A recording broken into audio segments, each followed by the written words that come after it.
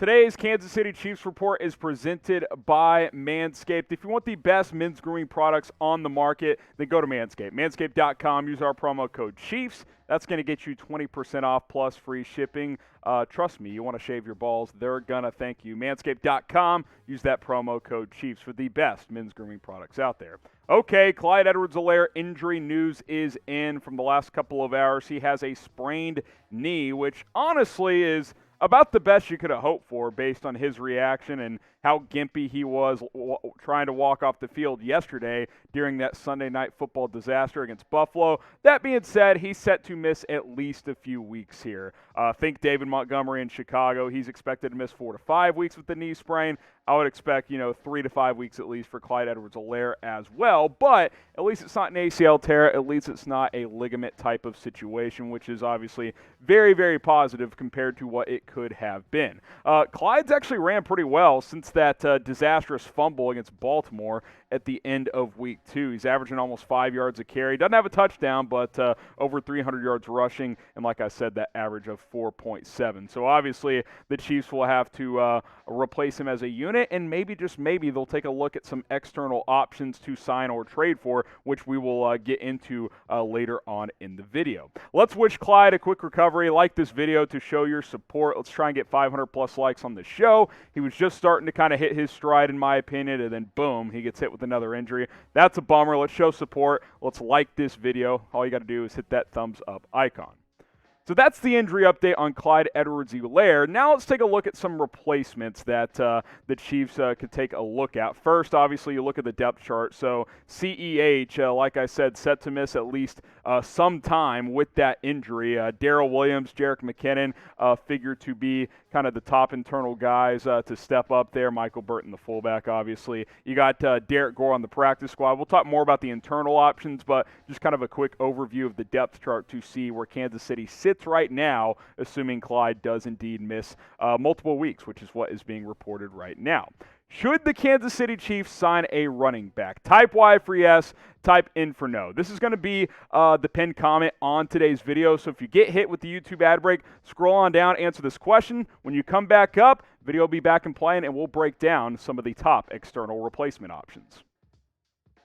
All right, so let's take a look at some of the top free agents right now at running back. Obviously, when you get into the middle of the season, there's not a ton of options. Todd Gurley, big name, not a great player at this point. He's pretty washed, if I'm being totally honest. This kind of would feel like Le'Veon Bell last year, where it's like, oh, new scenery, he'll ball out, but he actually doesn't ball out. Now, Gurley does have short yardage value. He does find the end zone still. Had 9 touchdowns a year ago for the Atlanta Falcons. He was good on the goal line, which is actually an area that Clyde has struggled in his career early on. But you see the 3.5 yards per carry. The explosiveness isn't there. His knees are shot, which is obviously unfortunate for him because just 3 years ago, you're talking about arguably the best and most dynamic running back in football. So just know if you sign Todd Gurley, you're not getting elite Todd Gurley. You're getting a guy that can, get you some short yardage conversions, but that's really it. He's not the dynamic player that he once was at all.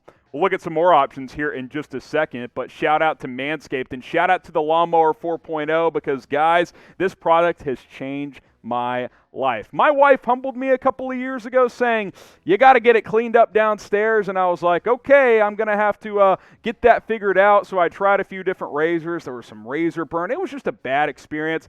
Then I found Manscaped. The Lawnmower 4.0, this thing is fantastic. It has advanced skincare technology, 4 adjustable blades. You can shave in the shower, the wireless charger, and you're not going to leave with any razor burn. You're not going to have any of that tug that you've probably experienced with some of your options. Guys, you got to be willing to talk about this stuff because it's just what has to happen as you grow older as a man in this universe. You got to clean it up downstairs. Get the Lawnmower 4.0, which is, of course, a part of the perfect package as well from Manscaped that has ball toner, ball deodorant, and comfortable boxers. It's all at Manscaped. Go to manscaped.com. Use promo code CHIEFS. Those links and that promo code will be in the comments and in the description. Next up, Adrian Peterson all day. He's into his mid-late 30s now, but you know what? He's actually aged pretty darn well throughout his NFL career. Now, he remains unsigned this year. We'll see if a team picks him up, but the efficiency much better than Gurley's, right around 4 yards per carry, and that was playing behind a bad Lions offensive line a year ago. That unit's improved this year, but he, of course, is not there anymore. Had 7 touchdowns. AD has played pretty well later on into his career. He was solid in Detroit the last couple of years, and that's for a franchise that really has not been able to figure out running back since Barry Sanders. So I think I would actually favor him over a guy like Todd Gurley, as weird as that sounds, because Adrian Peterson is obviously much older than a guy like Todd Gurley. But we'll let you guys decide, because really this show's all about you guys. Type AD for Adrian Peterson, and yes, it's AD for all day, not AP. That's a fake nickname. Or type TG for Todd Gurley. Get your votes in. AD, TG, which running back would you rather have? Maybe you would prefer more of a receiving back like Duke Johnson. I would not, because you have Jerick McKinnon, but I did want to include him here. Obviously, he is more of a receiving running back. Can run between the tackles a little bit, but he's more of a receiving option. So keep that in mind. Catches the ball well, blocks pretty well. Not the most explosive player, but he's sure-handed. He's played a lot in this league with Cleveland and with the Houston Texans as well. So the Chiefs are obviously very familiar with him. They've faced him quite a bit throughout his career. But I think I would prefer more of a runner because you're losing more of that impact from Clyde Edwards-Helaire than you are on the receiving end. You could just go with a guy like Jerick McKinnon, who has provided in that area. A few more options we'll get to briefly at the end of the video, but want to tell you guys about a jersey giveaway deal that you can take advantage of. First, you got to get going with our sportsbook partner, BetUS. You see the link below. Go to chatsports.com/ChiefsBet.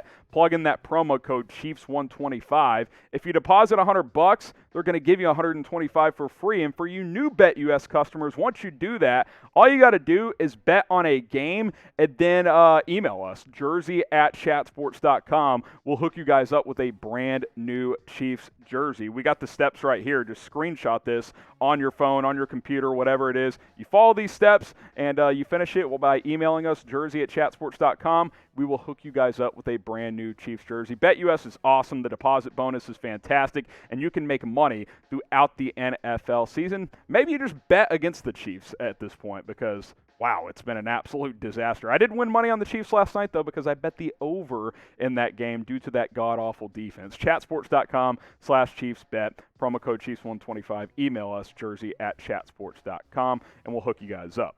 Some other running back options, Kerryon Johnson, Frank Gore, a couple of free agents. Gore says he wants to get into boxing. Who knows what's going on with him? Kerryon Johnson, again, it's thin pickings, right? Like, there's not a ton of running back options out there. Johnson's bounced around. The Niners signed him briefly, then they cut him. Marlon Mack has reportedly been on the trade block for Indianapolis. He was really good a couple of years ago, but he's dealt with some injuries, so you throw a 6th or 7th round pick to Indy for him. I guess you could do that. But in reality, one of those aforementioned players is more realistic. And even more realistic than that is you're just going to go internal, right? Darrel Williams, he'll be your primary runner for the next several weeks, I would assume. And he played that role pretty well in the playoff run last year for Kansas City. He's a bruising running back. I think he'll be just fine. I think we'll see more Jerick McKinnon, at least I hope we do, because when he's played well. I mean, Jerick McKinnon is a player that should get more snaps. I've said that for a couple of weeks now. He's been explosive in the passing game when he's gotten opportunities, but he just hasn't had many of those. So Darrel Williams, Jerick McKinnon, a couple of players I would expect to see get some run, a lot of run over the next few weeks. But let me know, DWJM, who should be RB1 while Clyde is out? Type DW for Darrel Williams, type JM for Jerick McKinnon. I think it's going to be kind of a split deal where Williams is the runner, McKinnon's the receiver, but I would expect D-Dub, Darrel Williams, to be RB1. And then, of course, one more name, Derrick Gore, the preseason legend, the guy who balled out in the preseason. He's been on the practice squad. Maybe you activate him. Maybe you elevate him on game day. Who knows? I know a lot of you guys are big fan of him, like to what you guys saw from him in the preseason.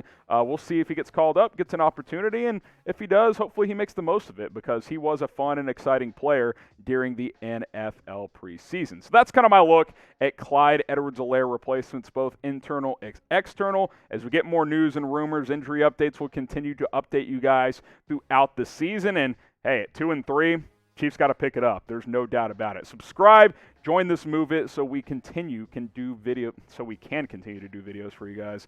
It's the end of the video. I can't talk anymore. We'll see you next time on the Chiefs Report.